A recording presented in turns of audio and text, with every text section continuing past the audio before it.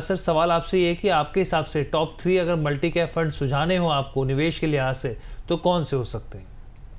देखिए, सभी के सुझाव डिफरेंट डिफरेंट हो सकते हैं। जी। आपका रिस्क प्रोफाइल पहले जान ले, यानी निवेशकों को अपना रिस्क प्रोफाइल जांच लेना चाहिए कि उसका रिस्क प्रोफाइल क्या कहता है, जी। उनका टाइम होराइजन क्या है और उनके फाइनेंशियल गोल्स क्या है।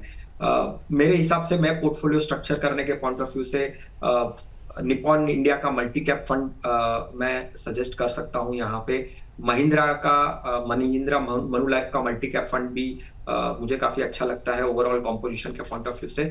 और आईसीआईसीआई का मल्टी कैप का भी पास्ट परफॉर्मेंस अच्छा रहा है। डेफिनेटली फ्यूचर में उसकी कोई गारंटी नहीं है, बट जिस हिसाब से जो स्टाइल से वो निवेश करता है, उनके कुछ पैरामीटर्स हैं, रोलिंग डाउन रिटर्न्स भी अगर आप देखें तो ओवरऑल ये 3 फंड्स मेरे हिसाब से देख सकते हैं जब आप मल्टी कैप का पोर्टफोलियो है। बट हाँ, आप आपके वित्तीय सलाहकार के साथ बैठिए, सोचिए, समझिए और फिर निवेश करिए।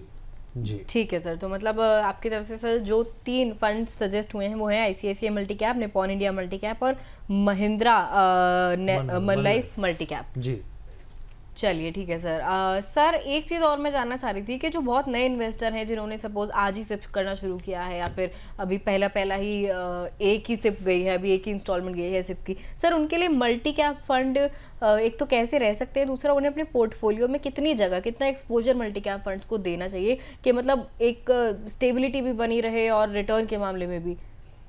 देखिए, जब आप क्लियर हो कि नहीं आपका टाइम होराइजन है ज्यादा 7 साल 10 साल का टाइम होराइजन, रिटायरमेंट के पॉइंट ऑफ व्यू से पोर्टफोलियो बना रहे हो, तो मल्टी कैप कैटेगरी बनती है, क्योंकि आपको जो ग्रोथ देने वाला पार्ट है वो आपका मिड कैप और स्मॉल कैप से आता है। राइट, तो मल्टी कैप होना, फ्लेक्सी कैप होना, ऐसे जो कैटेगरीज हैं जहां पे तीनों कैटेगरी को एक्सपोजर आप ले सकते हैं, मिड कैप हो, लार्ज कैप हो, स्मॉल कैप हो, तीनों का आपको कॉम्बिनेशन मिल सकता है।